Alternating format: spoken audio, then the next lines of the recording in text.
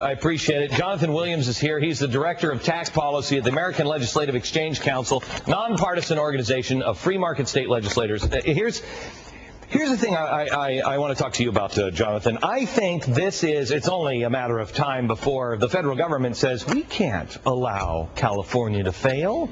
And Massachusetts and New Jersey and New York, they're right behind, and we can't let that happen. And before you know it, we've got Barack Obama and the progressive movement running all of these out-of-control states. Am I wrong? Well, you're not wrong. And if you think that it's bad that Barack Obama is now taking over the auto companies, and being a former Michigan resident, I can tell you that's deeply disturbing to me in deciding their advertising budget. If you think that's bad, if the states are, held hostage by the federal government after being bailed out time and time again, I could absolutely see the federal government coming out to the states and dictating a whole lot of things. Oh, I mean, I have to tell you, I can't imagine. I mean, I don't believe that you're in trouble when you only cut your sea otter budget in half. I mean, that goes to zero if you have to release prisoners and you still have money floating into the sea otter project. I got no sympathy for you. No sympathy whatsoever. So what is it that the average person can do, Jonathan, to get their own state to say, we're not sending any tax dollars to California or Massachusetts or any place else. We are not going to guarantee their bonds. They're not too big to fail.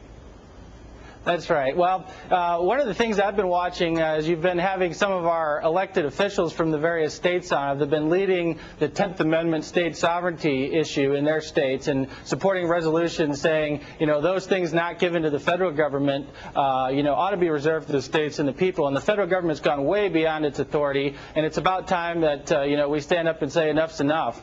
Okay. Tell me what these states have in common. New York, Illinois, New Jersey, Michigan. These are the states in trouble. New York, Illinois, New Jersey, Michigan, Oregon, Vermont, Massachusetts. They're the most progressive. They're the ones with the biggest state governments.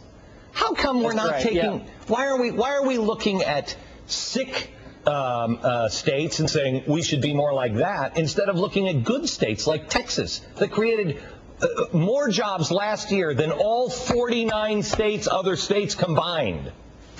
Why are we looking at them? That's a very good point. And I think there's a clear choice between following the path of California and following the path of Texas, like you mentioned, how successful they've been. The thing that those states have in common, all the high-tax states that you mentioned, are they're very progressive, they're high-tax, and they've been lagging the nation in economic growth. There's an old saying that, people will vote with their feet, and high taxes will redistribute people. People will go to the low-cost areas of doing business and living.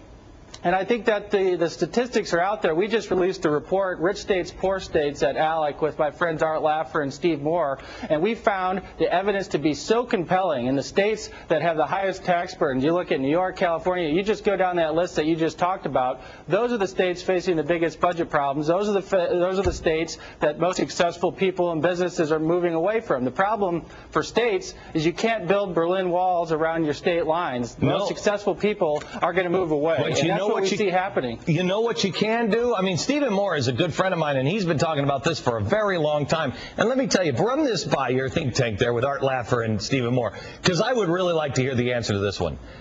I think that's why they want to go in and bail out these states, because they can't build a Berlin Wall. But if they can get rid of all states' rights, they can say, you know what, we're just going to do one income tax, forget about the states, and we'll send the money from the federal government. Then you have no place to go, because they've got to stop states like Texas, because Texas is hurting, as they would view it, the other states. It's like a car company saying, you know what, we're just going to punish the good car dealers, and we're going to take the money from the good car dealers and just give it to the bad car dealers. That would never happen, except in America. I think that's a pretty legitimate concern, and thank God we have some sane governors like Governor Mark Sanford of South Carolina and Rick Perry of Texas. And Governor Sanford wanted to do a great thing in that he wanted to use federal stimulus dollars instead of increasing spending with them. He wanted to pay down education debt. But according to the Obama administration and Peter Orszag, they said, well, thanks, but no thanks. We're not going to let you do that. And I think the more that you see the federal government going and giving money to the states or guaranteeing loans or bailing them out, you're going to see more and more of these federal restrictions on, you're going to see liberalism being exported from Washington, D.C. out to the states. Oh, yeah, you are. Okay, thank you very much. I appreciate it. Let me tell you something, America. Thanks. Arnold Schwarzenegger says, you know what? I want you to know I'd have to cut the 5,000 jobs. Oh, cut 5,000 jobs. You know how many people have lost their jobs in California in the private sector? Since this nightmare began, 4.2% in the private sector. This would be 0.2%. You know what? When the government is losing and shedding as many jobs, at least as the private sector, you come crying to me, you little girly man. All right, now, good news for the auto industry.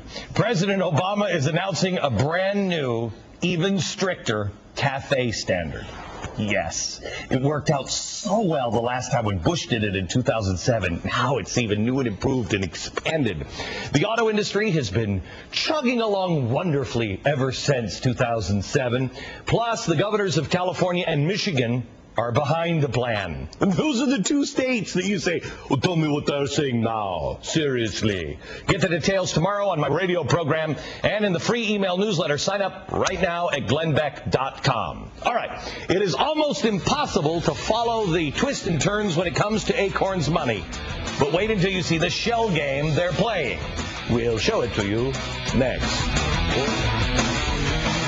Glenn Beck is brought to you by the UPS Store, mailbox services, and a whole lot more.